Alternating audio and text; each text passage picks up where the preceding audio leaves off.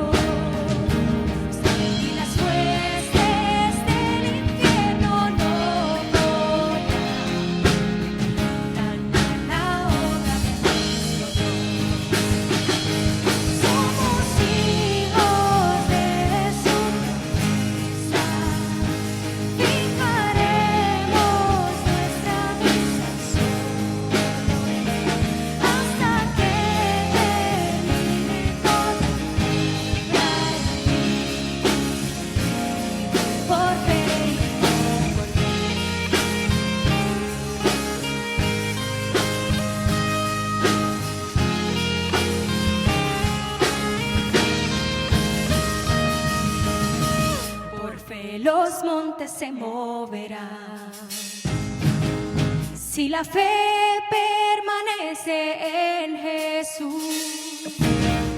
El poder del Evangelio librará a todo aquel que confíe. Somos hijos de su promesa. Fijaremos nuestra vista solo hasta que termine toda obra.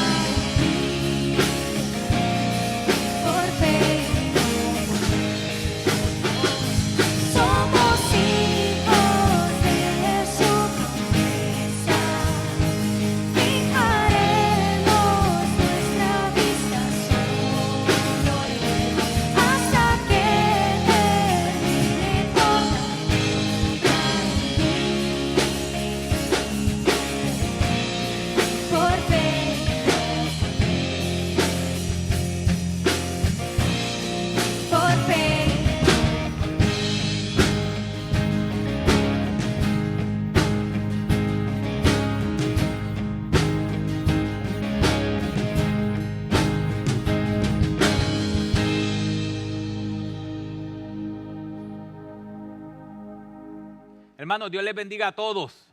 Un placer estar nuevamente delante de ustedes para adorar y glorificar el nombre de Dios.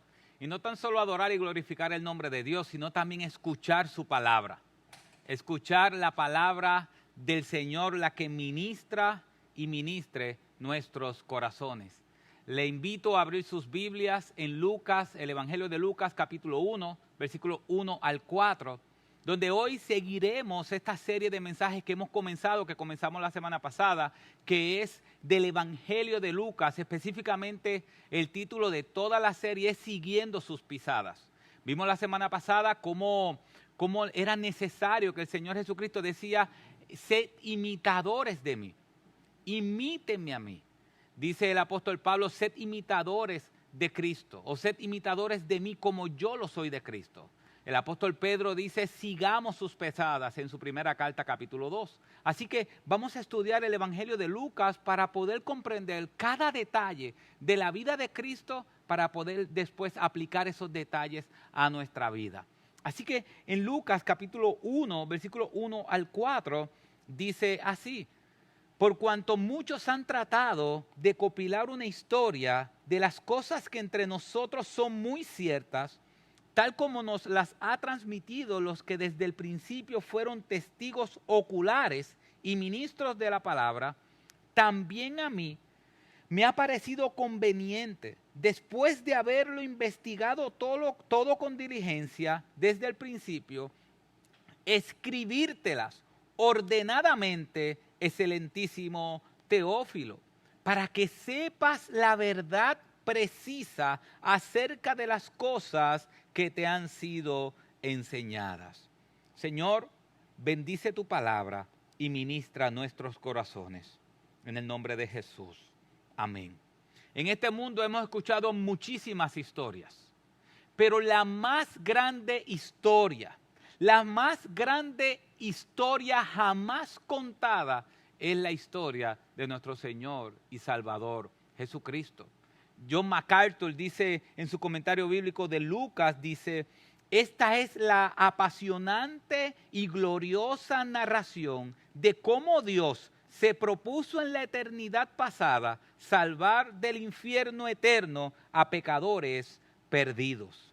Si nosotros vemos la idea central de este texto, y más bien resumiendo la semana pasada lo que estuvimos hablando, la idea principal de este texto, de los versículos 1 al 4, y se puede aplicar también no tan solo a los versículos 1 al 4, sino al resto del Evangelio, es que el cristianismo es la única fe segura y confiable. Por tal razón debemos estar seguros en Jesús y su palabra. Esto es lo que Lucas está presentando. Lucas está diciendo, la fe, lo que nosotros creemos es seguro, es confiable. Y cada uno de los que creen en esta historia de Jesucristo, también puede estar seguro y confiable en Él. Y vimos la semana pasada de manera general que nuestra fe es una fe bíblica, es una fe basada en las Escrituras. Dice el versículo 1, por cuanto muchos han tratado de compilar una historia de las cosas que entre nosotros son muy ciertas. La Nueva Traducción Viviente dice que es narrar un relato o escribir un relato. Aquí Lucas está escribiendo, está dando a conocer lo que muchos han intentado antes escribir. Se escucha y se entiende que Lucas leyó el Evangelio de Marcos y sacó muchas cosas del Evangelio de Marcos. Pero todas estas cosas con el propósito de que el pueblo de Dios pueda ver el cumplimiento de cada una de las promesas. La semana pasada vimos muchas de las promesas y vimos cómo cada una de esas promesas del Antiguo Testamento se cumplieron en Jesús en el Nuevo Testamento. Aquí Lucas está diciendo que él compiló una historia. Y esa palabra copilar es muy importante, porque esa palabra copilar es el trabajo que hace un escribano. Un escribano es lo que conocemos hoy como un abogado notario o como un notario. Un notario es aquel que ve o delante de él hay un acuerdo y él es el testigo de ese acuerdo y él firma como que estuvo presente cuando ese acuerdo se dio. Así que aquí Lucas está diciendo, yo soy testigo y yo soy el notario, yo no estoy inventando nada. Lo único que yo estoy haciendo es que estoy escribiéndole a Teófilo todo lo concerniente a las promesas cumplidas en Jesús. Entonces es importante entender que lo que vamos a ver en Lucas son promesas cumplidas. Son promesas que Dios mismo ha llevado al cumplimiento. Así que, así como la semana pasada vimos que nuestra fe es una fe bíblica y vimos cada uno de las promesas del Antiguo Testamento, cómo se cumplen en Jesús, hoy yo quiero que podamos ver que nuestra fe no es tan solo una fe bíblica, sino que es una fe histórica. Es una fe histórica. Es importante, hermanos, que podamos entender que el Nuevo Testamento es un registro histórico de los eventos. El Nuevo Testamento no es simplemente un cuento de hadas o simplemente cuentos que las personas inventaron. No, el Evangelio o los 4 evangelios son narraciones históricas. Y cuando hablamos de narraciones históricas, son narraciones históricas por 4 razones. Número 1, son narraciones históricas porque hubo testigos oculares que vieron esa historia. Esos testigos oculares pudieron verla, y no tan solo testigos oculares, sino fue que en un lapso de menos de 40 años de que eso ha pasado. Así que podemos ver que estos evangelios son narraciones históricas porque hubo testigos oculares que vieron eso. Y eso nos da una exactitud de lo que ellos pudieron ver. También vemos que al menos 4 personas, Lucas, Mateo, Marcos y Juan, narran la misma historia. No es que simplemente Lucas se dedica a narrar una historia. No, 4 personas narran la misma historia desde diferentes ángulos, pero al final la misma historia. Así que podemos ver que el Nuevo Testamento, específicamente ahora hablando de los evangelios, son narraciones históricas, porque fueron contadas por testigos oculares. Hay 4 narraciones de la misma persona y de los mismos eventos desde diferentes perspectivas, pero también una tercera es que muchos historiadores extrabíblicos o que no eran creyentes y no fueron parte de los escritos de la Biblia, hablaron de que esa historia es verídica y la citaron en sus libros como Flavio Josefo, y lo veremos más adelante. Así que cuando vemos la historia del Evangelio, el Evangelio como un hecho histórico, fue hecho histórico porque hubo testigos oculares. Hechos históricos porque 4 personas cuentan la misma historia de diferentes perspectivas. Fue hechos históricos porque aún los historiadores que no eran cristianos hacen alusión a lo que pasó en los evangelios y hay una exactitud completa de lo que dice del mundo antiguo. ¿Qué significa eso? Que lo que los evangelios hablan del mundo antiguo, como las ciudades donde estaban, los reyes que eran para el tiempo que se narró la historia de la Biblia o que se narraron los evangelios, fue comprobado que exactamente era así como la Biblia lo está diciendo. Así que viendo de manera general lo que nosotros hoy conocemos como Juan, Mateo, Marcos y Lucas son narraciones históricas. Obviamente son narraciones espirituales porque transforman el corazón del hombre, pero son narraciones históricas. Y las personas que estudian la historia no pueden obviar que hace más de 2000 años atrás nació el Salvador del mundo, porque la historia lo confirma. Así que la historia, una de las ciencias que estudia la historia es la arqueología. La arqueología se basa en investigar lo que pasó, en investigar qué fue lo que pasó. Y aún la arqueología habla claramente de la exactitud de las escrituras. Recordemos que Lucas está diciéndole a Teófilo, Teófilo, yo te estoy dando un relato que te voy a poner en orden, pero un relato confiable. Y cuando vemos la arqueología, y esto es importante porque se han levantado muchas personas que han dicho que hay muchas cosas que han contradicho las escrituras. que están contradiciendo la Biblia, que la ciencia contradice la Biblia y que la arqueología contradice la Biblia. Y cada vez uno ve por las redes sociales, mira que este contradijo la Biblia, que este hecho histórico contradijo la Biblia. Un arqueólogo muy conocido, llamado Nelson Glueck, dice esto: efectivamente, puede expresarse de manera categórica y clara. Ningún descubrimiento arqueológico ha negado jamás una sola referencia bíblica. Muchísimos son los hallazgos arqueológicos que confirman declaraciones históricas de la Biblia con detalles exactos y claros. Así que aún la misma arqueología está diciendo, un arqueólogo muy conocido está diciendo, nunca se ha encontrado algo que contradice la historia que la Biblia nos cuenta acerca de Jesús, sino que por el contrario, cada una de las excavaciones que hacemos nos reafirma que la Biblia es una narración histórica. Así que la arqueología demuestra cómo lo que nosotros tenemos aquí, estas narraciones, son narraciones históricas, son narraciones fidedignas, son narraciones verdaderas. Hablando un poco de la arqueología en el Antiguo Testamento, uno de los eventos más grandes en el Antiguo Testamento fue el diluvio universal.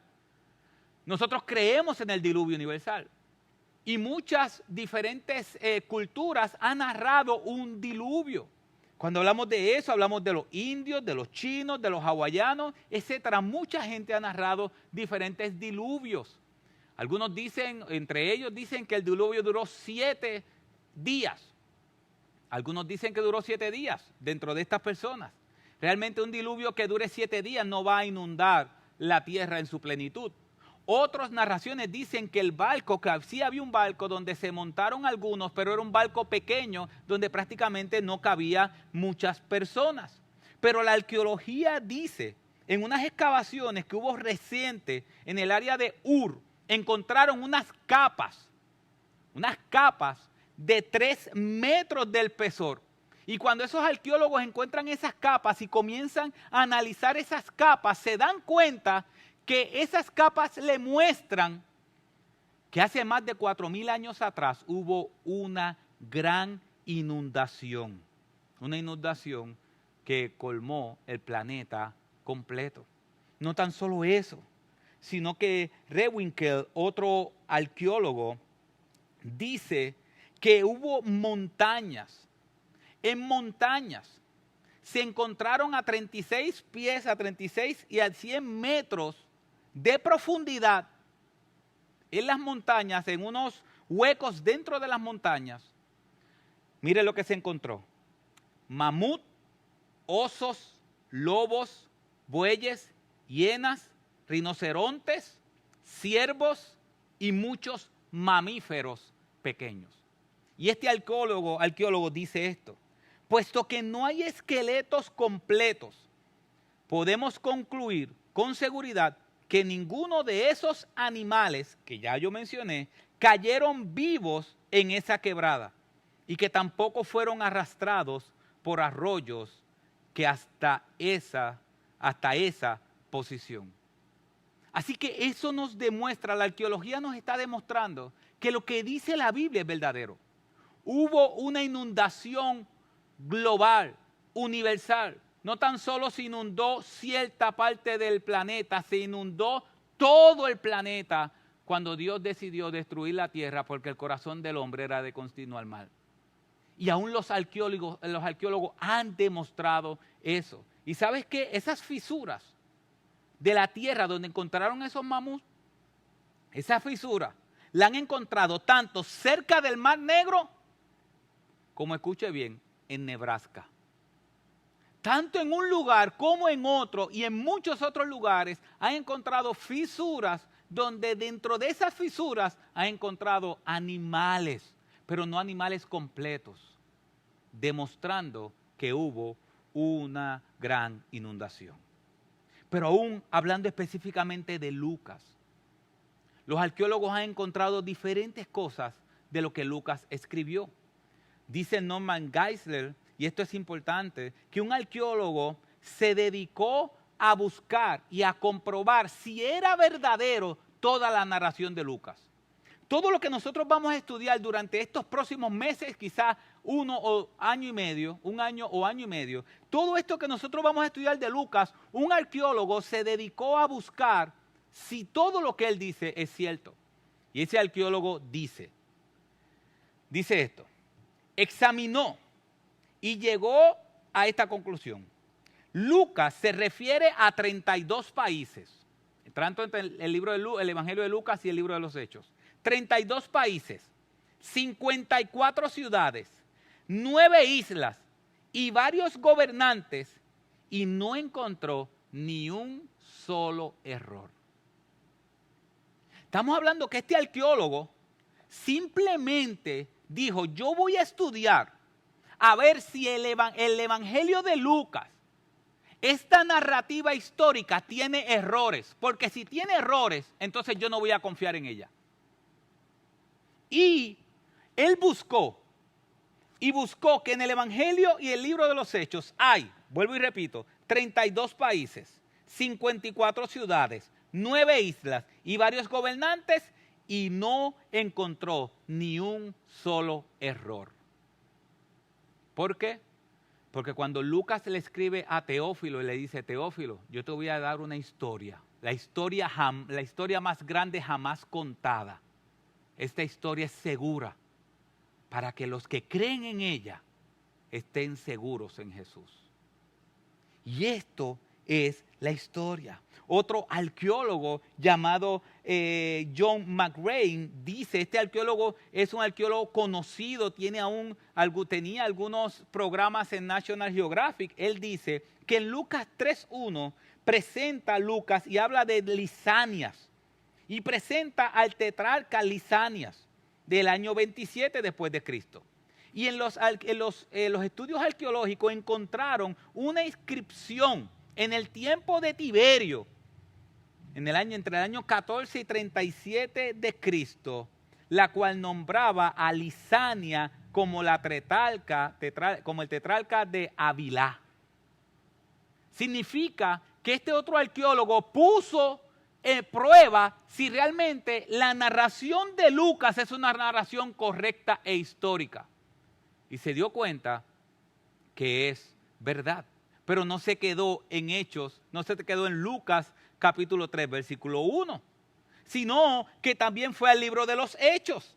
Y en el libro de los Hechos presenta una ciudad que se llamaba Poliarcas. Bueno, los nombres griegos son medio raros, pero era Poliarcas, que se traduce como autoridad de la ciudad. En Hechos 17:6, Lucas habla de esta ciudad como que es una autoridad de esa ciudad. ¿Y sabes qué? Muchas personas, al no encontrar esta ciudad, comenzaron a decir que Lucas había mentido y que se tenía que desconfiar de Lucas como historiador. Pero más adelante, uno de los arqueólogos descubrió una placa, encontró una evidencia de un documento romano que decía lo que esa ciudad se llamaba, así como Lucas lo había presentado. ¿Y sabes qué? Para mayor evidencia, en uno de los museos británicos está expuesto eso que hallaron, demostrando que Lucas, cuando escribió Hechos 17:6, es un dato histórico correcto. Y así sucesivamente. Así que cuando vemos las Escrituras, se puede confiar en las Escrituras, porque hay hechos históricos que se cumplieron en ellas. Y yo dije que no tan solo vemos que la Biblia hay hechos históricos que se cumplen en ella, sino que hubo escritores que no eran cristianos que hacen alusión a las Escrituras. Escritores, historiadores que para aquel tiempo, no siendo cristianos, dicen y hablan de Jesucristo. Uno de ellos es Tácito, Tácito era un historiador romano, vivió del año 55 al año 120 después de Cristo y en sus escritos hace 3 referencias a la vida de Cristo. 3 referencias. 3 referencias históricas a que Cristo caminó por esta tierra. Otro de los historiadores es Flavio Josefo. Flavio Josefo era un judío, pero que trabajaba y escribía para los romanos. Judío, pero no era cristiano.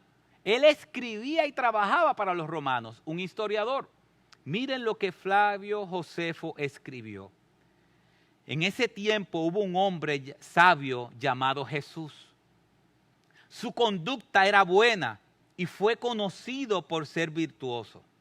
Mucha gente muchos de los mismos judíos y otras naciones se hicieron discípulos suyos. Pilato lo condenó a ser crucificado y a morir. Los que llegaron a ser discípulos suyos no abandonaron su discipulado. Informaron que él se les apareció 3 días después de la crucifixión y que estaba vivo. Según eso, quizás fuera el Mesías, fuera él el Mesías del que los profetas han contado maravillas. Esto no lo dijo un cristiano. Y si vemos la autoridad histórica que tienen los evangelios, este historiador no cristiano que trabajaba para los romanos, aquí a simple vista se ve la santidad de Jesús, que no era como ningún otro. Eso es lo que está diciendo Flavio Josefo. Que Pilato lo condenó a crucifixión. Hechos históricos confirmando lo que dicen los evangelios, hechos históricos.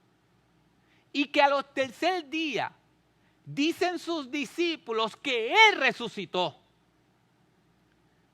Pero sin embargo, él no dice, mira qué locura que ellos dicen que él resucitó, sino que él termina diciendo, según eso, quizás fuera él el Mesías del que los profetas han contado maravillas.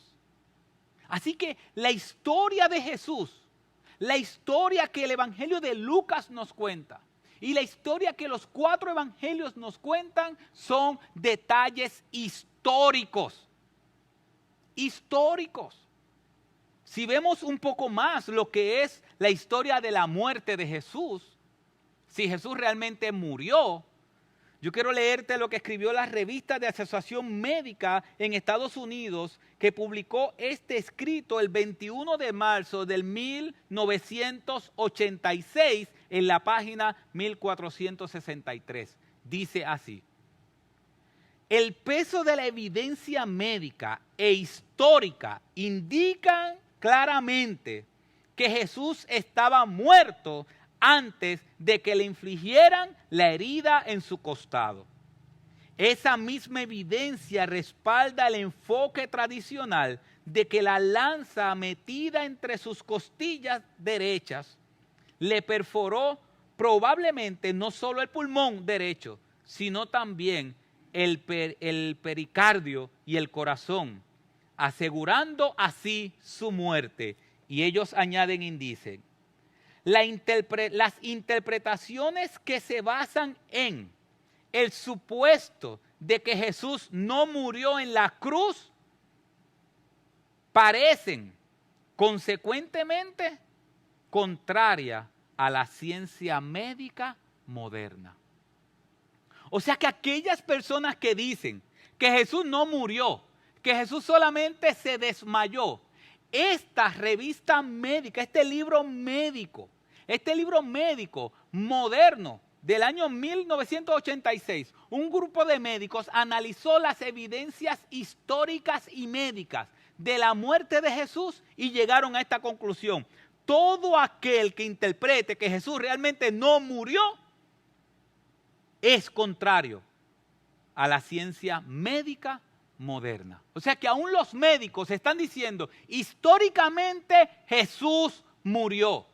No simplemente se desmayó, sino que también murió, Así que ya vimos cómo los arqueólogos y los historiadores concuerdan que estas narraciones son verídicas. Ya vimos cómo otros historiadores que no son cristianos hacían alusión a que esto es 100% verídico. Ya vemos cómo los médicos llegaron a la conclusión históricamente que Cristo sí murió. Ahora veamos y analicemos la resurrección. Es importante que en el versículo 2 Lucas dice: y tal como nos los han transmitido los que desde el principio fueron testigos oculares. O sea que Lucas está diciendo: mira, Teófilo, excelentísimo Teófilo, que era una persona que se entendía que era una persona prominente. Le dice: mira, yo te voy a escribir este evangelio, pero yo quiero que tú sepas que yo estudié esto y yo hice mis investigaciones. Yo investigué, pero ¿sabes con quién yo investigué? Dice el versículo 2, yo fui a los testigos oculares. Yo no fui al que dijo, que este le dijo, que el otro le dijo, que escribió algo. No, yo fui directamente a esos testigos oculares que vieron a Jesucristo resucitado. Eso es lo que está diciendo Lucas. Por eso vemos que dentro de esos testigos oculares está el apóstol Pedro. El apóstol Pedro dice en 1 de Pedro 5:1, por tanto, los ancianos entre vosotros, exhorto yo, anciano como ellos, y testigo de los padecimientos de Cristo, y también participante de la gloria que ha de ser revelada. Pedro está diciendo: yo soy un testigo ocular de que Jesús resucitó de los muertos.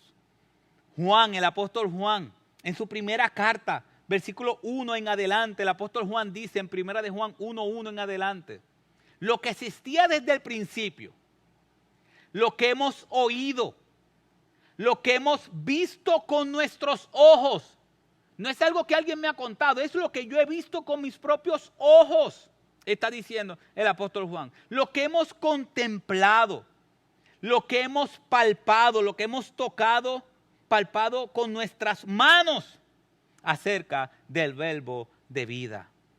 Pues la vida fue manifestada y nosotros lo hemos visto y damos testimonio y os anunciamos la vida eterna, la cual estaba con el Padre y se nos manifestó.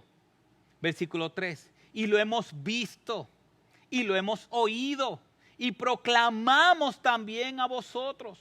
Así que, y dice el versículo 4, y os escribimos estas cosas para que vuestro gozo sea completo. Así que cuando vemos los apóstoles dicen: nosotros hemos visto a Jesús, hemos contemplado a Jesús y hemos tocado a Jesús. Ese Jesús resucitado. Testigos oculares. Aún al final del Evangelio de Lucas, el capítulo 24, versículo 48, hablando con sus discípulos, el Señor Jesucristo le dice: vosotros sois testigos de estas cosas. Por eso cuando nosotros decimos que contamos testimonio, testimonio no es otra cosa de que somos testigos de un evento. Ocurrió un evento y nosotros damos testimonio de ese evento. ¿Por qué damos testimonio de ese evento? Porque somos testigos de ese evento. Y los apóstoles están diciendo: nosotros somos testigos. Y Cristo resucitado se le presentó a todas esas personas, la cual hoy, por medio de sus escritos, son testigos oculares. Si queremos ver de manera general toda la gente que vio a Cristo y de manera ordenada, escuche todas las personas que vieron a Cristo. María Magdalena, a Cristo resucitado, María Magdalena, las mujeres que volvían de la tumba, a Pedro más tarde en el día, a los discípulos de camino de Maús, a los apóstoles Tomás estando ausente, a los apóstoles Tomás estando presente, a los 7 junto al lago de Tiberias, a una multitud de 500 a la vez, después a Santiago, después a los 11, en la ascensión, cuando lo vieron todos sus discípulos, después se le presentó a Pablo en Hechos 9, después se le presentó a Esteban en Hechos 7, después vuelve y se le presenta a Pablo en el templo en Hechos 22, y al final se le presenta a Juan en la isla de Patmos para que escribiera el libro de Apocalipsis.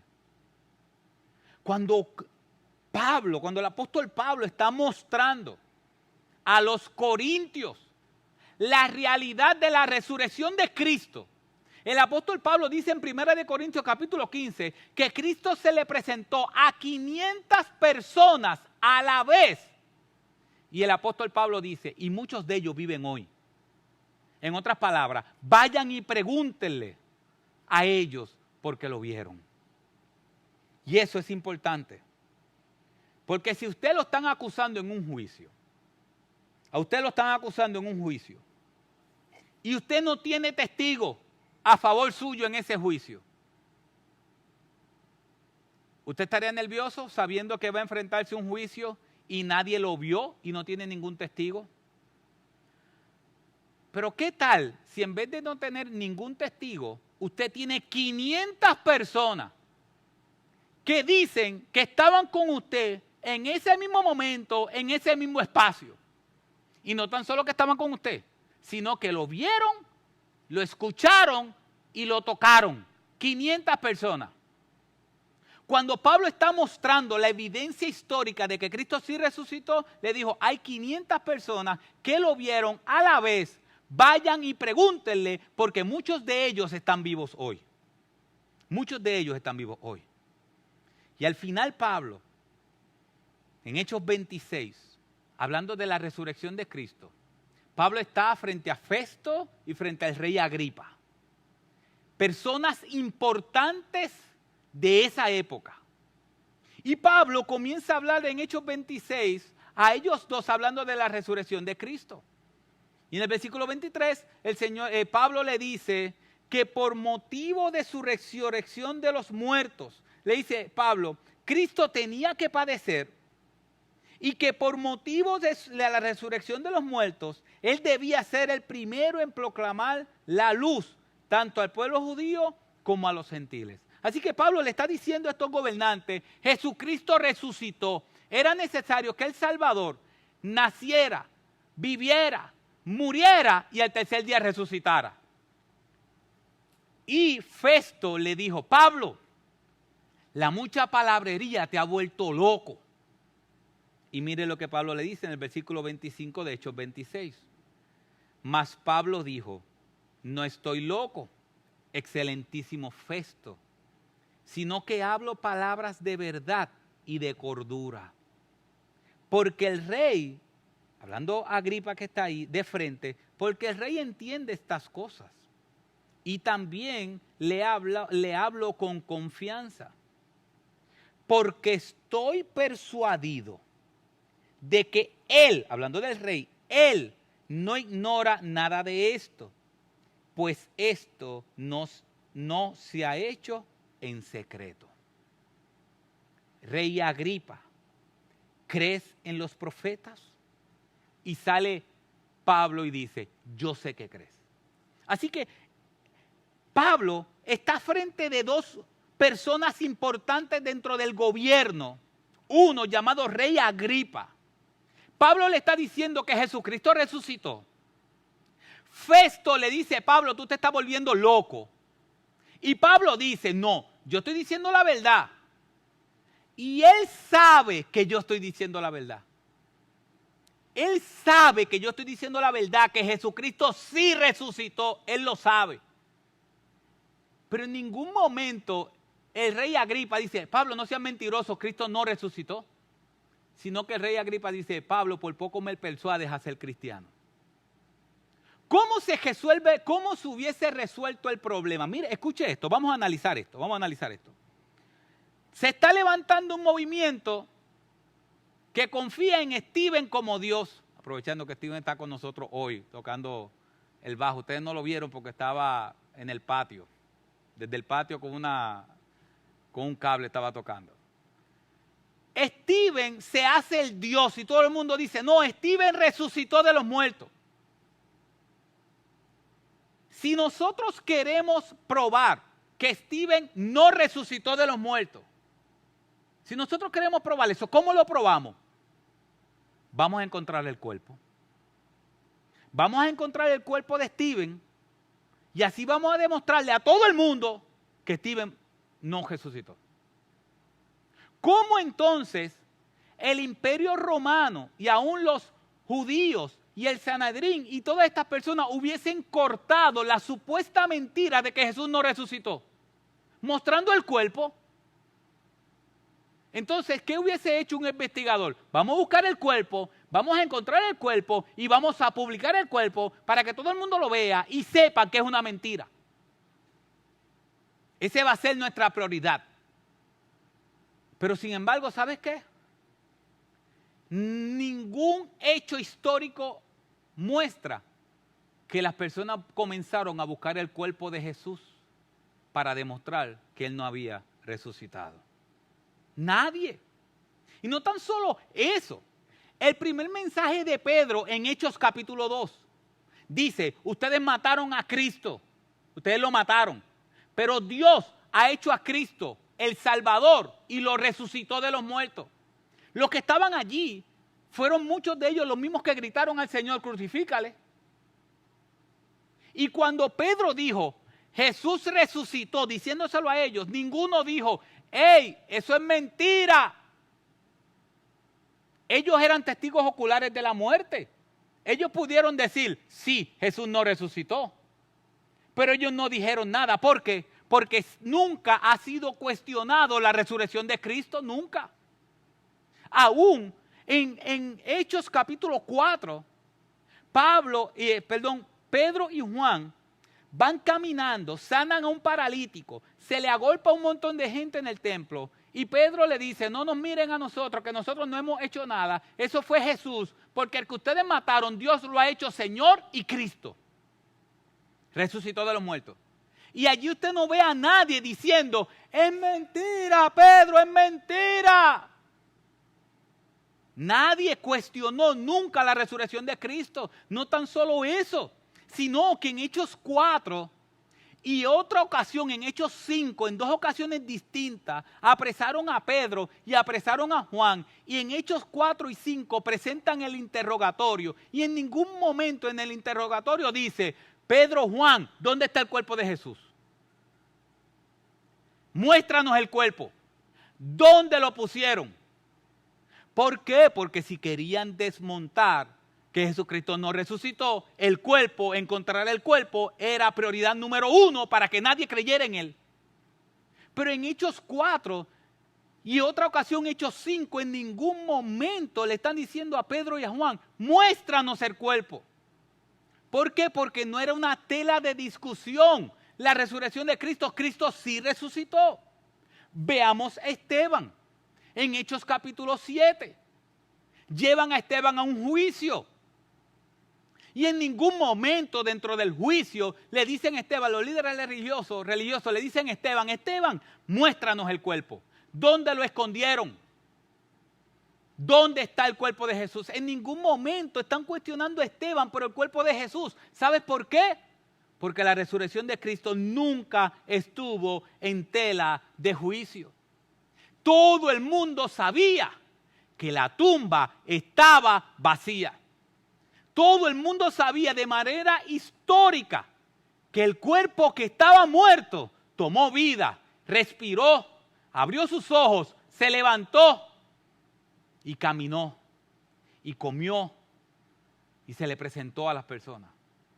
John Stott dijo, el silencio de los enemigos de Cristo es una prueba tan elocuente de la resurrección como el testimonio de los apóstoles.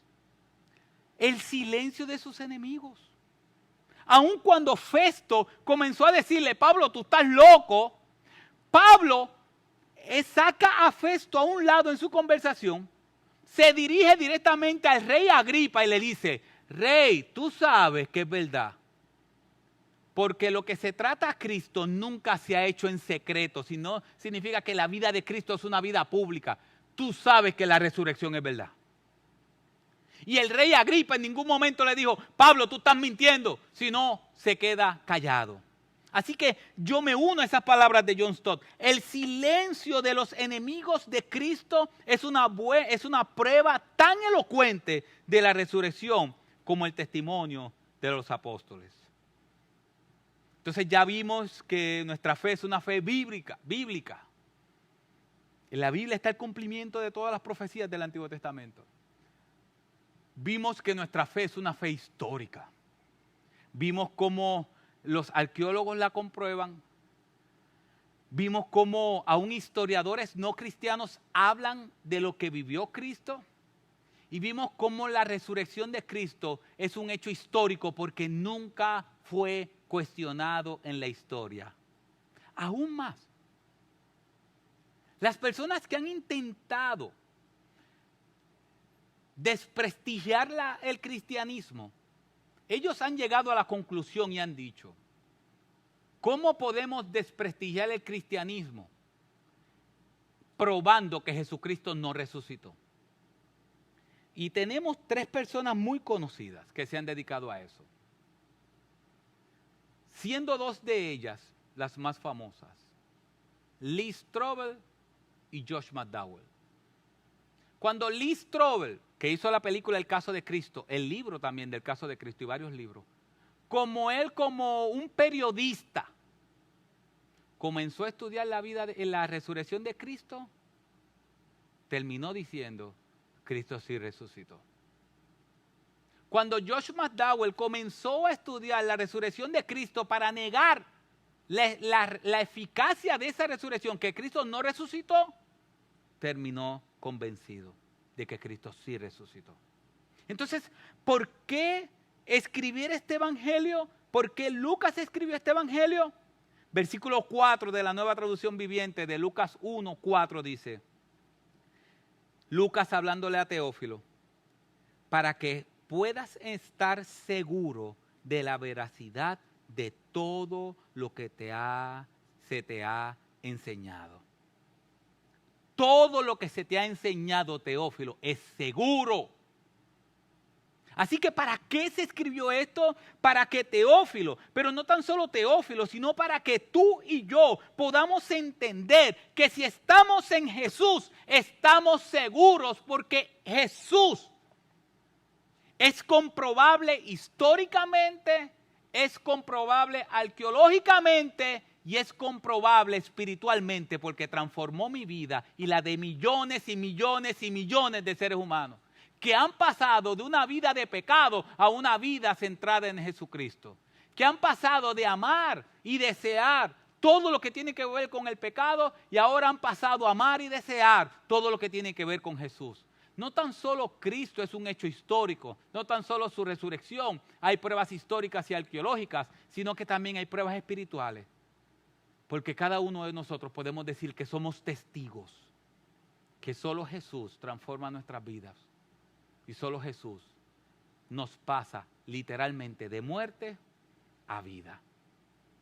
Así que ya hemos visto que Jesús es una fe, estamos seguros en Jesús, porque nuestra fe es una fe bíblica, nuestra fe es una fe histórica. Así que hermano, cuando alguien comience a debatir, no, que Jesús, eso es solamente algo que por fe se cree, no, hay evidencias bíblicas e históricas de la vida, la muerte y la resurrección de Cristo. Pero hay algo importante y con esto quiero cerrar. Al final, Josh McDowell, teniendo todas las evidencias delante de él, todas las evidencias empíricas que muestran que Jesucristo sí vivió y resucitó de manera histórica, teniendo todas esas evidencias delante de él, Josh McDowell dice esto: no fueron las evidencias las que me llevaron a creer, fue su amor. Al final, podemos tener evidencias bíblicas, evidencias históricas, evidencias arqueológicas, evidencias de historiadores que narran, pero al final no son las evidencias las que nos llevan a creer, sino es su amor. ¿Por qué? Porque la historia nos muestra que el hombre estaba perdido y que Dios decidió hacerse carne, vivir la vida que nosotros no podemos vivir, morir en la forma que a nosotros nos tocaba morir y resucitar al tercer día. Hay pruebas históricas, hay pruebas arqueológicas, pero ¿qué me muestra la historia y qué me muestra la arqueología y qué me muestra todo? No me muestra otra cosa que no sea el amor de Dios. De que Jesús sí ama a cada uno de sus hijos. Un autor llamado Garland dice, el propósito del evangelio no es dar información, sino una certeza que cambia vidas. La erudición o la enseñanza sobre Jesús no es lo mismo que entender a Jesús. La historia de Jesús no se puede separar de la proclamación sobre Jesús, como si en cierta manera los dos fueran incompatibles. No, la enseñanza de la veracidad de Jesús nos muestra la grandeza y la realidad de Jesús. Así que, hermanos, nosotros los creyentes estamos seguros en Jesús. La Biblia que tú y yo tenemos, sea en nuestros celulares o sea física, son hechos históricos. Donde la arqueología, por más que la gente diga, la arqueología usted escuchó a los arqueólogos, no hay ningún evento, no hay ningún descubrimiento que haya contradicho lo que dice las Escrituras, que contradiga lo que dice las Escrituras, ninguno. La historia es evidencia que Cristo murió por los pecadores, resucitó al tercer día, subió a los cielos, de donde mismo vendrá. Nosotros estamos seguros en Jesús, seguros en su palabra. Pero si tú no eres creyente, no le has entregado tu vida a Jesús,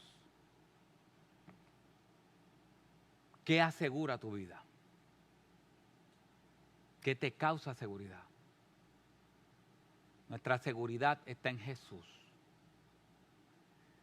¿Necesitas más evidencias de las que te he mostrado? ¿Sabes qué? No se trata de evidencias. Te he mostrado solamente un poquito de todas las evidencias que hay. Te falta que Dios se revele a tu corazón como el único Dios de amor. Porque la Biblia dice que de tal manera amó Dios al mundo, que dio a su Hijo unigénito, para que todo aquel que cree no se pierda, mas tenga vida eterna. Jesucristo, el amor de Jesús, que siendo Dios se hizo carne, habitó entre nosotros. A los 33 años tomó nuestros pecados, murió por ellos en la cruz del Calvario. Un domingo después resucitó de los muertos, ascendió a los cielos, de donde mismo vendrá. Y Él dijo que todo aquel que se arrepienta de sus pecados, le pida perdón a Él por sus pecados, Él derramará su gracia, perdonará sus pecados y transformará su vida. No necesitas más evidencias, necesitas que Dios te muestre su grandeza y su amor. Padre, gracias, Señor, por este tiempo. Y yo te pido en el nombre de Jesús que tú te glorifiques a todo aquel que nos ha visto y nos escucha. Padre, a nosotros los cristianos, ayúdanos a estar firmes en ti, porque estamos seguros en ti y en tu palabra. Y aquellos que no te conocen, Señor, revélateles como ese soberano Salvador que perdona pecados y que transforma la vida de todos aquellos que vienen con un corazón contrito y humillado delante de Él. Padre, gracias por tu palabra, porque hemos salido de aquí edificados. Y aquellos que nos han visto, que nos verán, que también salgan edificados, Señor. Porque al final, en ningún otro hay seguridad, en ningún otro hay salvación, solamente en ti. En el nombre de Jesús. Amén. Hermanos, Dios les bendiga y Dios les guarde.